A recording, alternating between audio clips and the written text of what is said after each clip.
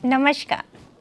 राज्य शिक्षा शोध एवं प्रशिक्षण परिषद बिहार पटना में आपका स्वागत है। आज हम वर्ग 11वें की पाठ 5 विधायिका विषय के बारे में जानेंगे और पढ़ेंगे। जैसा कि बच्चों, आप सभी ने इस पाठ के पहले कार्यपालिका के बारे में ज़रूर पढ़ा होगा। हम सब जानते हैं कि कार्यपालिका, विधायिका और न्यायपालिका ये तीनों हमारे सरकार के अंग हैं।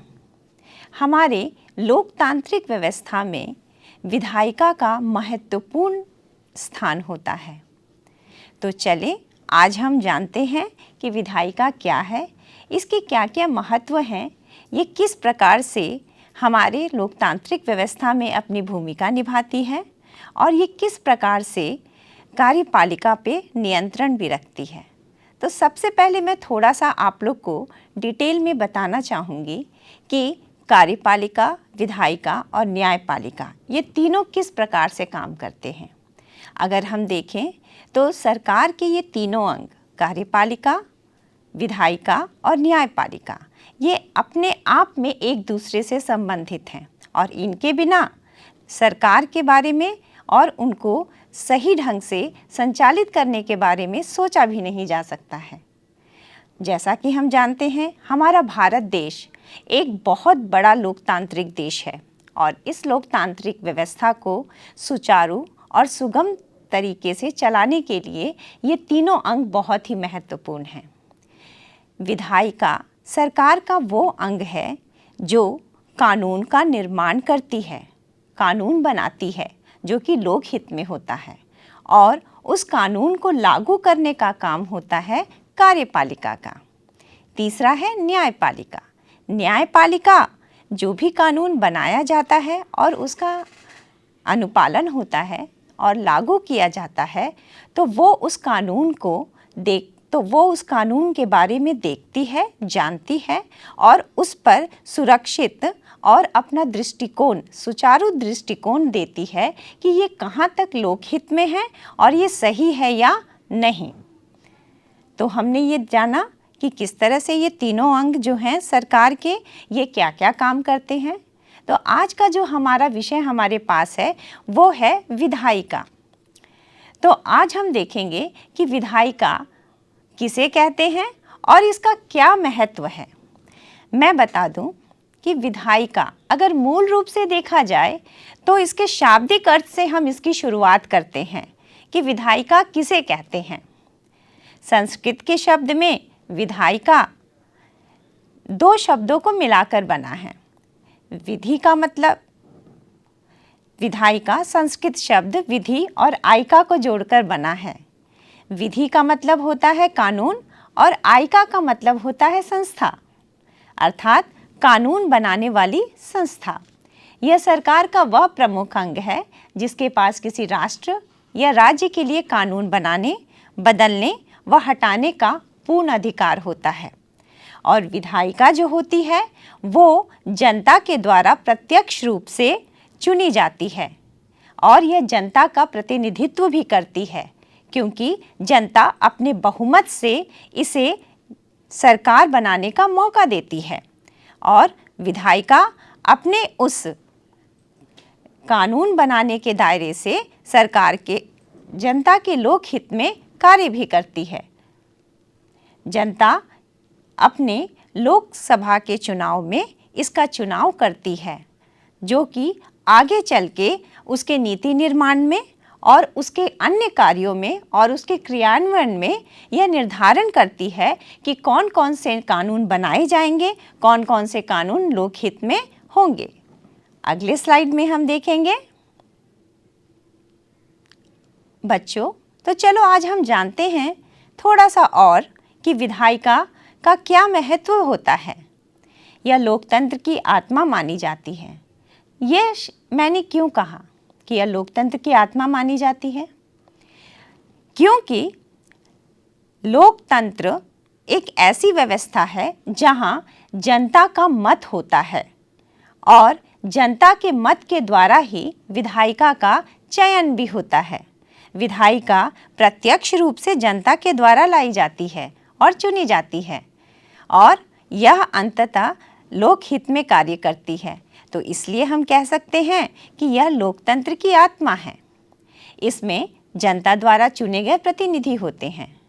मैं समझाऊं तो जब भी चुनाव होते हैं तो आपने देखा होगा कि उन चुनावों में लोकसभा केंद्र सरकार बनाने के लिए जब भी चुनाव किए जाते हैं तो उन चुनावों में बहुत से निर्वाचन क्षेत्र बटे होते हैं। आप सभी को पता है कि हमारे पूरे भारत देश में 543 निर्वाचन क्षेत्र हैं जिन पर चुनाव संचालित होते हैं, किए जाते हैं और इन सभी क्षेत्रों से हर राज्य से क्षेत्र जो बटे हुए हैं उन क्षेत्रों से उम्मीदवार प्रतिनिधि खड़े होते हैं और उन प्रतिनिधि का चुनाव प्रत्यक्ष रूप से जनता अपने भारी मतों से करती है।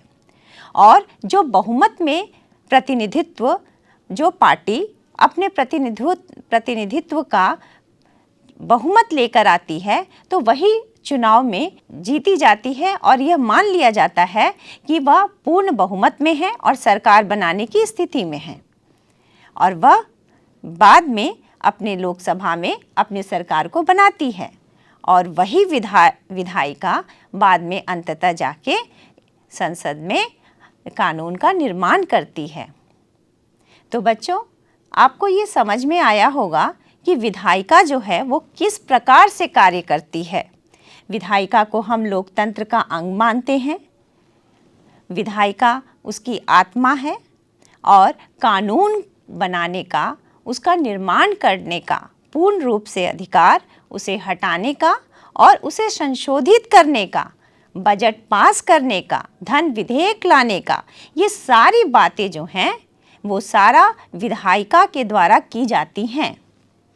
अगले स्लाइड में हम देखेंगे विधायिका लोकतंत्र का आधारभूत स्तंभ है जिसका मुख्य कार्य देश राज्य के लिए कानून बनाना, जनहित के मुद्दों पर बहस करना और कार्यपालिका को जवाबदेह बनाना है। यहाँ पर ये जो लाइन है कार्यपालिका को जवाबदेह बनाना है, इससे मतलब यह है कि जब भी विधायिका कोई भी कानून बनाती है तो कार्यपालिका उसके लिए जिम्मेदार हो जाती है कि उसका अनुपालन वो करेगी या नहीं, और उसे करना ही है। क्योंकि जब भी कानून का निर्माण होता है और कानून पेश किया जाता है और उसे लाया जाता है लोकहित में, तो ये कार्यपालिका की पूरी जिम्मेदारी हो जाती है कि वह किस प्रकार से उसको लागू करे, और लागू करना उसकी जिम्मेदारी और उसकी जवाबदेही बन जाती है।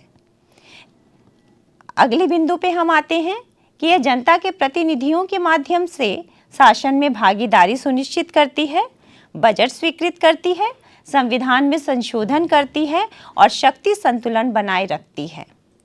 जैसा कि हम बता सकते हैं कि संविधान में संतुलन बनाए रखती है। किस प्रकार से? हम जानते हैं बच्चों कि संविधान में हमारे अधिकारों, हमारे मौलिक अधिकारों, हमारे कर्तव्यों और बहुत सी ऐसी बातें और नियम और कानून बने हुए हैं जो कि देश के लिए और राज्य के लिए और देश की जनता के लिए बनाए गए हैं। उन सभी नियमों और कानूनों का अनुपालन सही ढंग से हो सके, इसके लिए पूर्ण रूप से जिम्मेवार विधायिका होती है और कार्यपालिका भी होती है। तो ये दोनों मिलकर अपने आप में संविधान में निहित जो भी बातें हैं उनका संतुलन बनाना इनकी जवाबदेही हो जाती है। तो मुझे उम्मीद है कि आपको ये ज़रूर समझ में आ रहा होगा कि विधायिका का क्या कार्य है, ये क्यों महत्वपूर्ण है। सरल शब्दों में बताऊं तो विधायिका हमारे सरकार का या लोकतांत्रिक व्यवस्था की वह महत्वपूर्ण अंग है जो नियम और कानून का निर्माण करती है, उसको हटा भी सकती है और उसका संशोधन करती है। तो अगले स्लाइड में हम इससे और जुड़ी बातों को देखेंगे। अब आते हैं जो बातें मैंने पहले कह दी, तो उनको मैंने यहाँ पर आपको बिंदुवार समझाया है और दिखाया है। विधायिका के महत्व के प्रमुख बिंदु निम्नलिखित हैं। जैसे कि पहला है कानून निर्माण। मैंने पहले भी बार बार ये बात दोहराई है कि विधायिका का सबसे पहला महत्वपूर्ण कार्य होता है कानून निर्माण। अगले स्लाइड में आते हैं हम। जनप्रतिनिधित्व, क्योंकि जनता प्रत्यक्ष रूप से इसका चुनाव करती है और ये जनता के द्वारा चुने जाते हैं, तो इनकी जवाबदेही पूर्ण रूप से जनता के लिए बन जाती है। तीसरा बिंदु है कार्यपालिका पर नियंत्रण, क्योंकि विधायिका कानून का निर्माण करती है और निर्माण करने के दौरान उसे बहुत से ऐसे परिस्थितियों से गुजरना पड़ता है, जिसके बाद सबसे पहला है कानून निर्माण, लॉ मेकिंग। विधायिका प्राथमिक संस्था है जो देश की आवश्यकताओं के अनुसार नए कानून बनाती है और पुराने कानूनों में बदलाव करती है। मैं इसमें समझाऊंगी आपको कि किस प्रकार से विधायिका नए कानूनों को बनाती है और पुराने कानूनों को हटा भी सकती है। एक उदाहरण के तौर पे मैं बताऊं कि मान लीजिए कि हमारी शिक्षा नीति जो कि 1986 में आई थी और आज की नई शिक्षा नीति एनईपी जो है 2021, ये दोनों जो इनके दरमियान, इनके बीच में जो भी कानूनों का निर्माण हुआ है और कुछ संशोधन किया गया है, तो आप देख सकते हैं कि पहले की शिक्षा नीति में और आज की शिक्षा नीति में बहुत बदलाव हुए हैं। क्यों? हो सकता है कि आज से 20 से 30 साल पहले की परिस्थितियां कुछ और रही होंगी, उस समय कुछ और मांग होगी जनता के बीच, और आज उसके बाद 20 से 30 साल के बाद की परिस्थितियां बदल गई हैं। आज का जनरेशन, हम जैसे कि जानते हैं कि आज मशीन लर्निंग का टाइम है, बच्चे आज बहुत तेज़ी से कंप्यूटर की तरफ आकर्षित हो रहे हैं। आज के डिमांड्स जो हैं वो फ़ोन, कंप्यूटर, लैपटॉप्स, मतलब पूर्ण रूप से आईसीटी की तरफ हमारा झुकाव बढ़ता जा रहा है। तो इसको ध्यान में रखते हुए सरकार ने जो भी नई नीतियाँ लाई एनईपी के तहत, तो उसमें बहुत से बदलाव हुए हैं। तो इस तरह से हमने देखा कि उस कानून जो पहले की शिक्षा नीति थी उसमें थोड़ा सा संशोधन करके नई नीतियों को, उसमें बदलाव करके नई नीतियों को फिर से स्थापित किया गया। तो ये एक उदाहरण हुआ कि किस तरह से विधायिका एक कानून का निर्माण करती है दूसरे कानून को बदल कर भी। आगे हम स्लाइड में देखेंगे जनप्रतिनिधि, रिप्रेजेंटेशन। इसके सदस्य सांसद, विधायक जनता द्वारा चुने जाते हैं, इसलिए यह जनता की इच्छाओं और चिंताओं को सरकार के सामने रखती है। जैसा कि हम जानते हैं कि जनप्रतिनिधित्व जो होते हैं वो सांसद होते हैं और विधायक होते हैं, जो कि प्रत्यक्ष रूप से जनता के द्वारा ही चुने जाते हैं। जब भी चुनाव किया जाता है तो जनता अपने मत से, अपने अधिक वोट से इन्हें चुनती है और इसके बाद इनकी ये जिम्मेदारी हो जाती है कि ये जनता की इच्छाओं और चिंताओं को हमेशा सरकार के सामने रखें। जैसे कि हम अगर राज्य सरकार के स्तर पर देखें तो हमारे यहाँ जो विधानमंडल होता है, विधानमंडल में चुने गए, विधानसभा में जो चुने गए विधायक होते हैं या जो भी सांसद होते हैं, वो क्या काम करते हैं? वो अपने राज्य की जनता, अपने सरकार, उनकी जो क्षेत्राधिकार है उस क्षेत्राधिकार में उनके जनता के पास क्या क्या कमियां हैं, उनके क्षेत्राधिकार में कौन से ऐसे नियम अभी तक लागू नहीं हुए हैं जो कि नियम लागू होने चाहिए, उन्हें कौन सी चीज़ों की ज़रूरत है, इन सब चीज़ों को वो सरकार के सामने रखते हैं, क्योंकि वो जनता के द्वारा प्रत्यक्ष रूप से चुने जाते हैं। अगले बिंदु पर आते हैं हम, कार्यपालिका पर नियंत्रण, कंट्रोल ओवर एग्जीक्यूटिव। जैसा मैंने पहले आपको बताया कि कार्यपालिका का कार्य क्या है, उस नियम को लागू करना।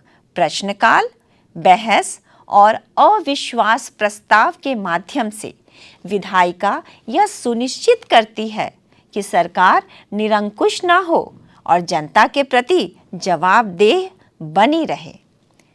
मतलब जब भी संसद में बहस होती है किसी कानून को या किसी विधेयक को पास करने से पहले, जब भी संसद में बहस होती है तो उस समय प्रश्नकाल होता है। प्रश्नकाल किसे कहते हैं? जब भी बैठक होती है संसद में तो पहले का 11 बजे से लेके 12 बजे का जो समय होता है वो होता है प्रश्नकाल।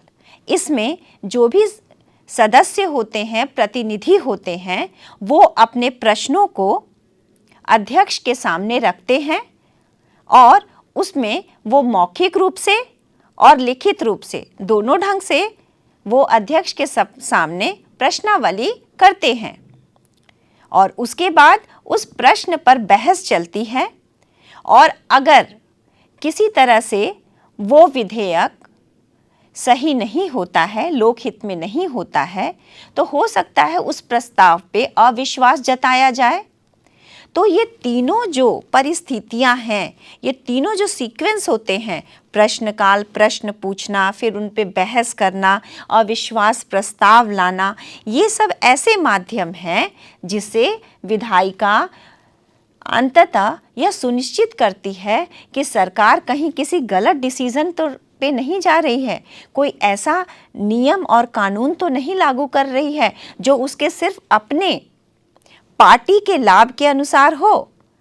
तो इसमें हम ये समझ सकते हैं कि वह पूर्ण रूप से जनता के प्रति जवाबदेह रहती है।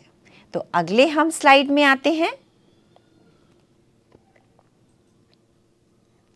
वित्तीय नियंत्रण, फाइनेंशियल ओवरसाइट। विधायिका बजट पारित करती है और यह सुनिश्चित करती है कि सरकार जनता के पैसे का उपयोग सही तरीके से करे।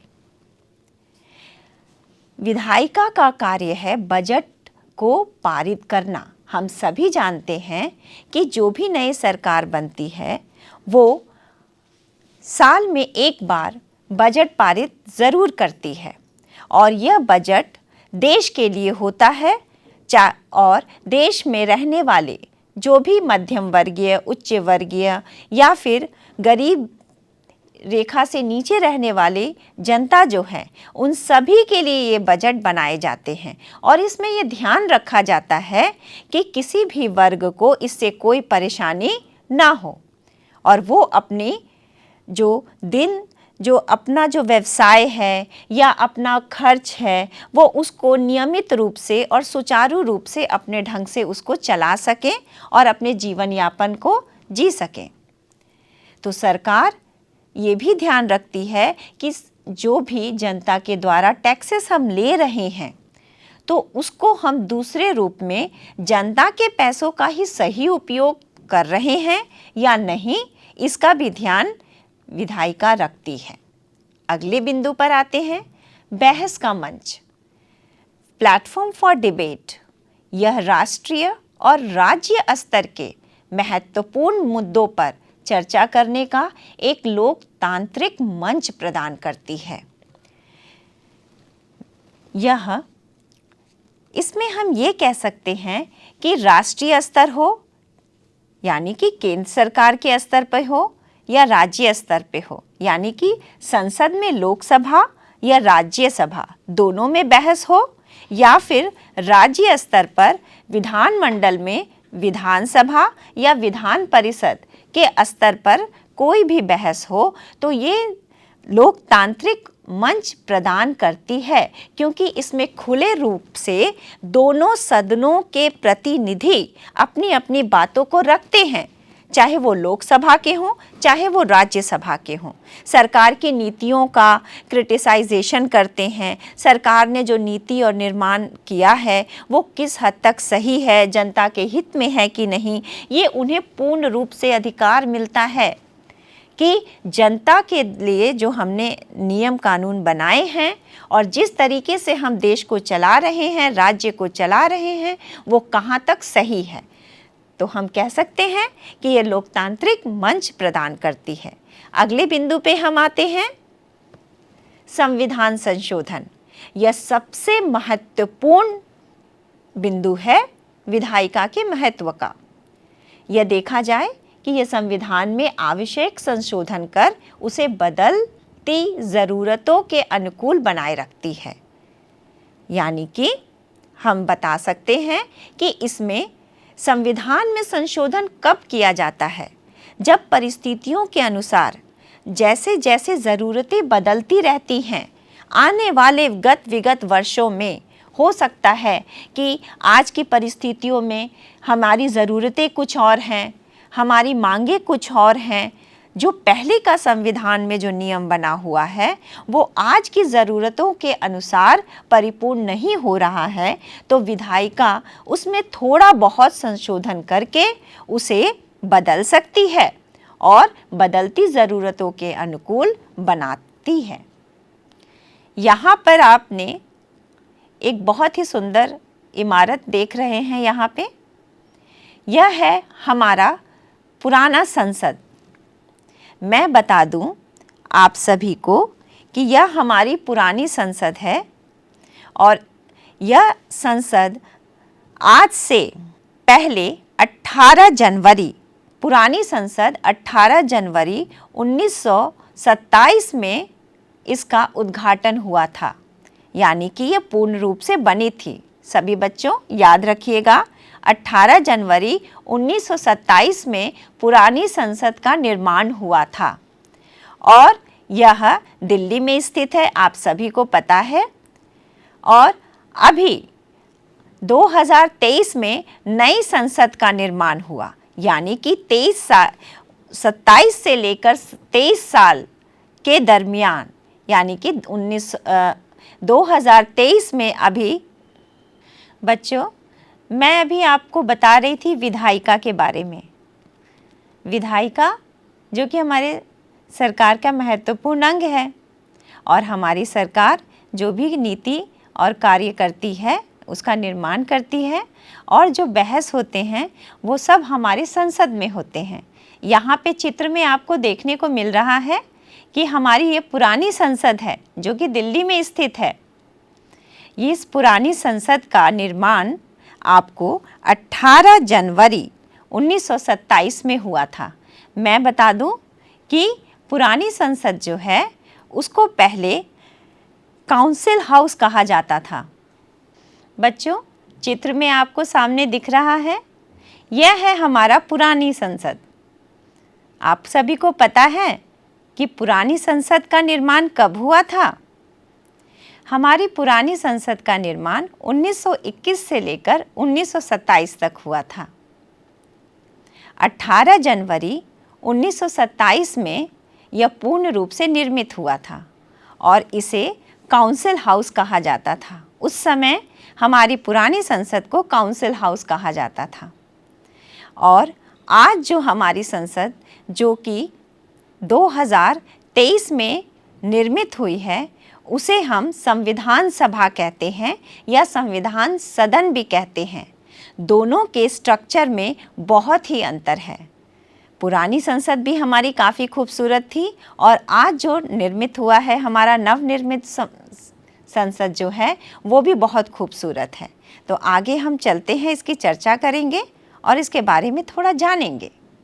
यहाँ पे आप देख रहे हैं ये है हमारा नया संसद जिसका निर्माण 28 मई 2023 में हुआ है और यह हमारे माननीय प्रधानमंत्री श्री नरेंद्र मोदी द्वारा इसका उद्घाटन किया गया।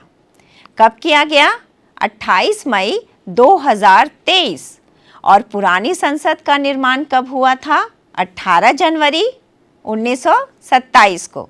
पुरानी संसद को कहा जाता है काउंसिल हाउस और नए संसद का नया नाम रखा गया है संविधान सभा या संविधान सदन। संसद अपने आप में एक बहुत ही महत्वपूर्ण व्यवस्था है जिसमें हमारी विधायिका कार्य करती है और कार्यपालिका भी कार्य करती है।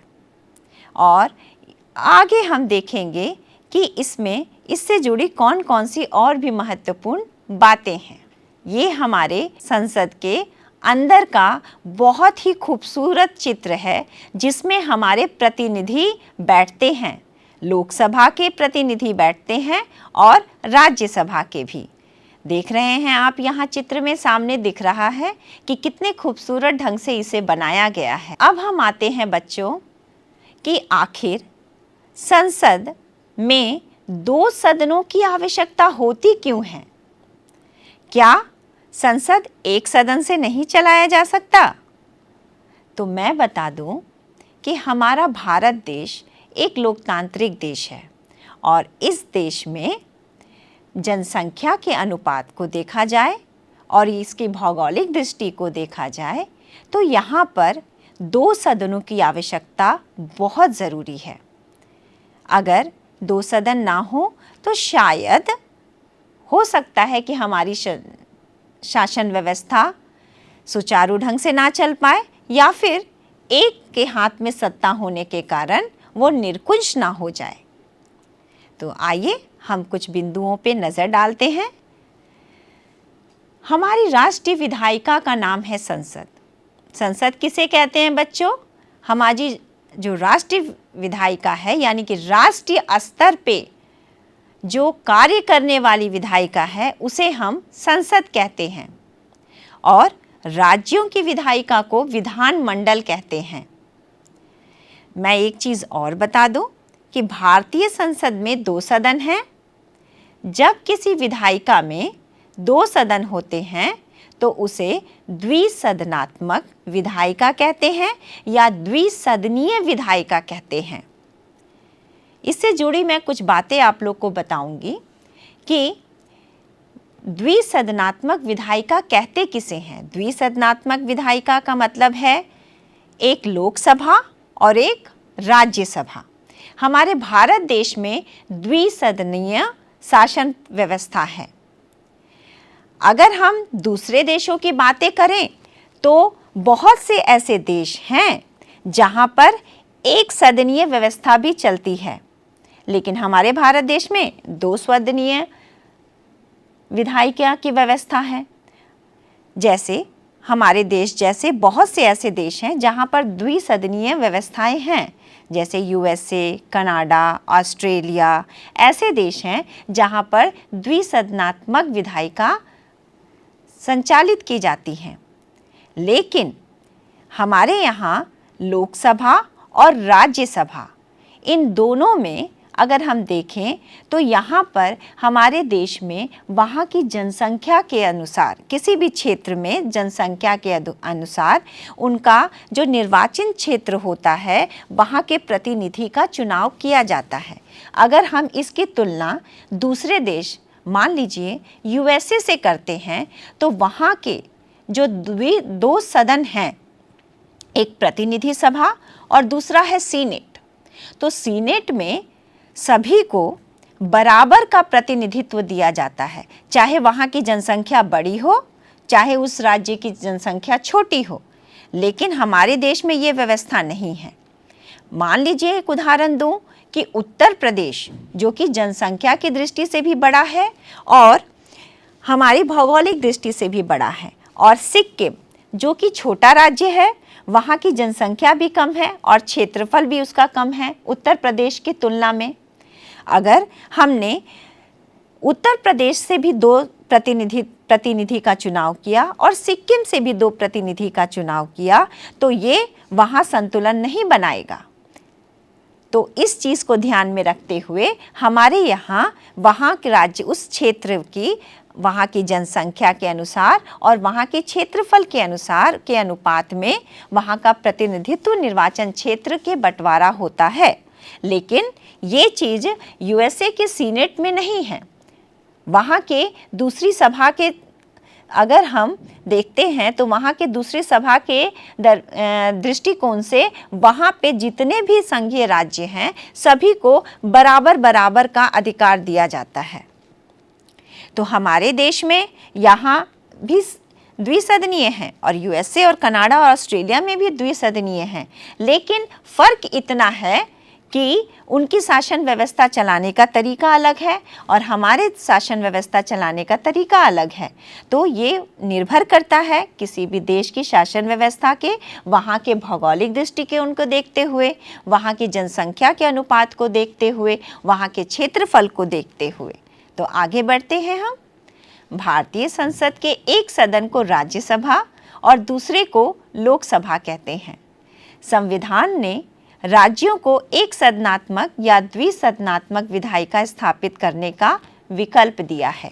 भारतीय संसद में एक सदन राज्यसभा है और दूसरा सदन लोकसभा है, इसलिए हम इसे द्विसदनात्मक व्यवस्था कहते हैं, विधायिका कहते हैं, क्योंकि यहाँ पे दो सदन कार्य करती हैं, अपना काम करती हैं।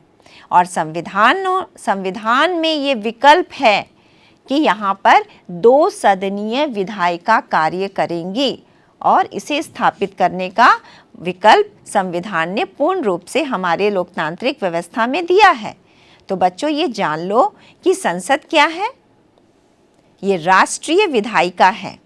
राष्ट्र के स्तर पर जो कार्य करती है विधायिका, उसे संसद कहते हैं। और इस संसद में एक लोकसभा होता है और एक राज्यसभा होता है। ये दोनों सभा जो हैं वो संसद के अंतर्गत काम करते हैं। तो आगे आते हैं हम बच्चों। विविधताओं से परिपूर्ण बड़े देश प्राय द्विसदनात्मक राष्ट्रीय विधायिका चाहते हैं ताकि वे अपने समाज के सभी वर्गों और देश के सभी क्षेत्रों या भागों को समुचित प्रतिनिधित्व दे सकें। हम जानते हैं कि भारत देश हमारा विविधताओं से भरा हुआ है। यहाँ पर बहुत वर्ग हैं, जाति हैं, समूह हैं, भाषा के आधार पे, जाति के आधार पे, धर्म के आधार पे बहुत विविधताएं हैं और इन विविधताओं को समुचित रूप से प्रतिनिधित्व करने के लिए द्विसदनीय विधायिका बहुत ज़रूरी है। क्योंकि मैंने पहले भी आपको कहा कि किसी भी राज्य की जनसंख्या के अनुपात के अनुसार, वहाँ की दृष्टि क्षेत्रफल के अनुसार उसे किस तरह से वहाँ का निर्वाचन किया जाए और वहाँ के लिए कार्य किया जाए, इस बात का जो भी निर्णय लिया जाता है वो इसी आधार पर लिया जाता है। तो मैं बता दूं कि विविधताओं के बीच किस तरह से संतुलन बनाया रखा जा सके, इसलिए द्विसदनीय राष्ट्रीय विधायिका बहुत आवश्यक है।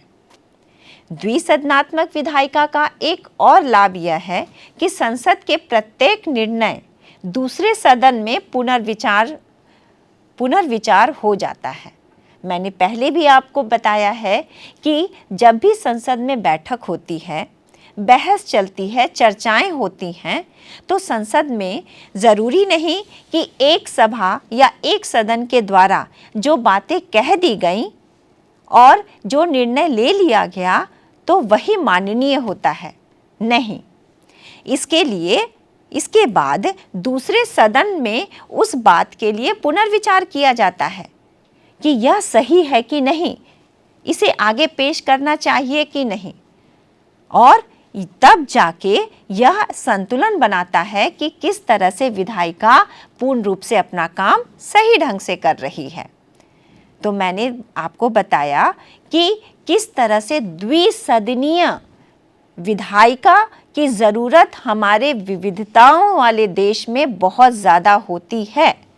जहाँ जनसंख्या बहुत ज़्यादा हो, वहाँ क्षेत्रफल ज़्यादा हो, वहाँ धर्म, समूह, अलग अलग वर्ग बटे हुए हों, तो हमें हमारी जो ये व्यवस्था है ये पूर्ण रूप से सही और सटीक होती है।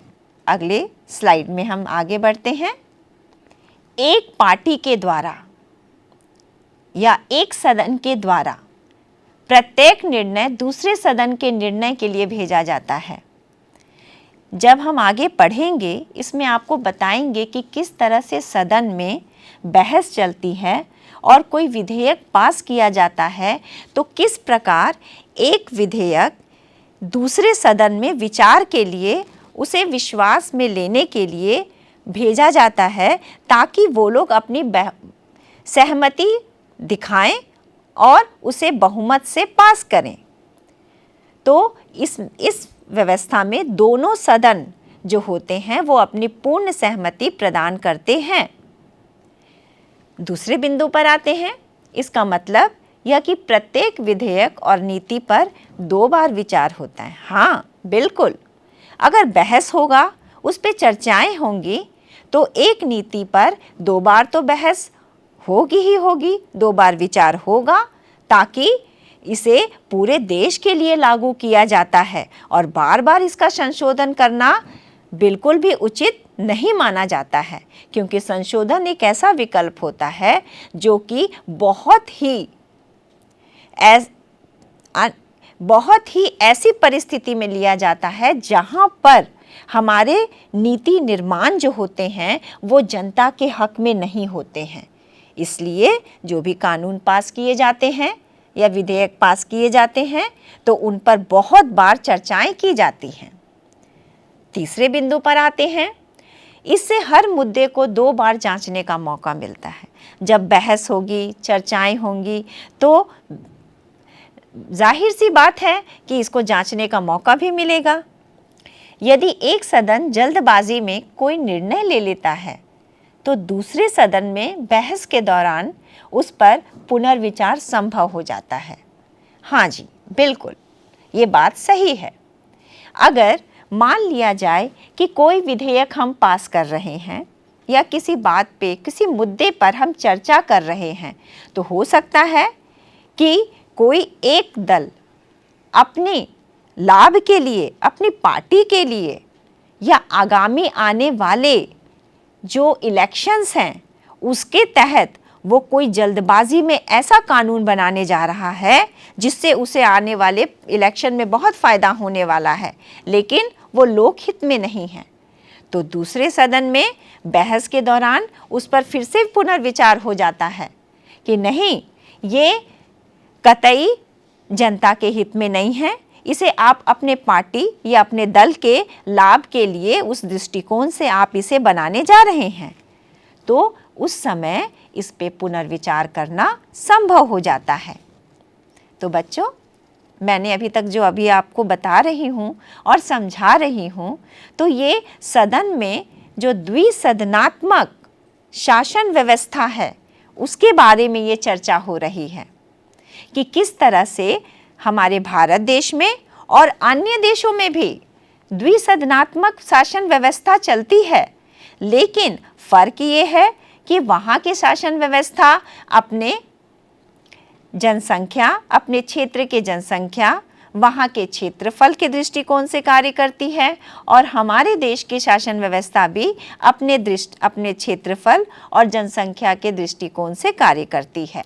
तो बच्चों, मुझे उम्मीद है कि आज की इस क्लास में आपने विधायिका से जुड़ी बहुत सी महत्वपूर्ण बातों को समझ लिया होगा। विधायिका क्या है, ये किस प्रकार से कार्य करती है, और विधायिका से संबंधित आगे इसके दूसरे क्लास में हम और भी बातों को जानेंगे और समझेंगे। तो जब तक के लिए बच्चों, धन्यवाद, नमस्कार।